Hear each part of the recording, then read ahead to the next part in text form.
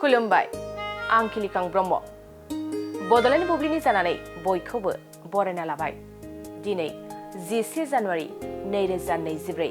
नोंथांमोननो बड'लेण्ड बुब्लिया दिनैनि साना मानि थाखाय मिथिजायो एबा दिनैनि सानाव मा हाबाफारि फालिनाय जायो नोंथांमोननो फारि फारि बड'लेण्ड बुब्लिया फोरमायगोन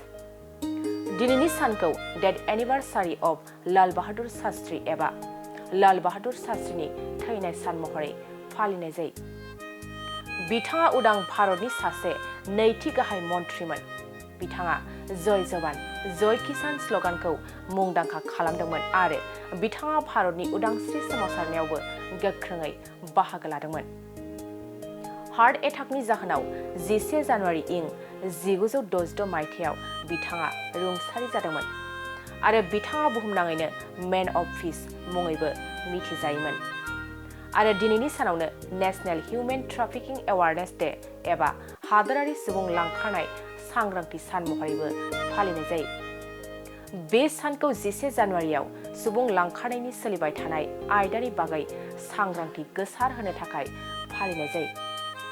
बे साननि थांखिया मानसि लांखारना खहा जानांनाय सुबुंफोरनि दुखु खस्थनि बागै सांग्रांथि लाबोनाय लोगोसे बिसोरनि मोनथायफोरखौ बांहोनाय आरो रैखाथि होनाय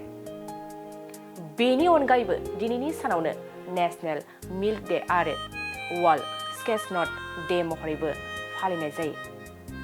नोंथांमोननो बड'लेण्ड बुब्लिया दिनैनि सानाव मा हाबाफारिजों मिथिजायो आरो मा हाबाफारिखौ फालिनाय जायो फोरमायबाय गोजोन्थों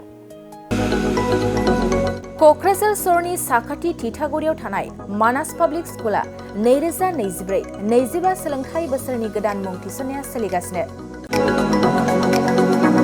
थिथागुरियाव थानाय इंराजि बिजोंनि मानास पाब्लिक स्कुलाव दासान्दि नार्सारिनिफ्राय 8 थाखोसिम गोदानै मुं थिसननाया सोलिगासिनो बे फरायसालियाव गुनगोनां सोलोंथाइ होनायजों लोगोसे फरायसाफोरनि थाखाय दं मोजां खाबुफोर थाखो फोरोंथायनि अनगायैबो yoga classes basic computer education English speaking skill maths and science projecting highly experience faculty आरो स्मार्ट क्लासेसनि खाबुफोर दं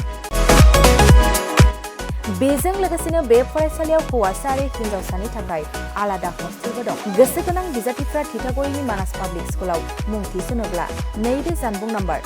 6000853288 6000489621 9101008849 कल खालामनानै सुलाद लानो हागोन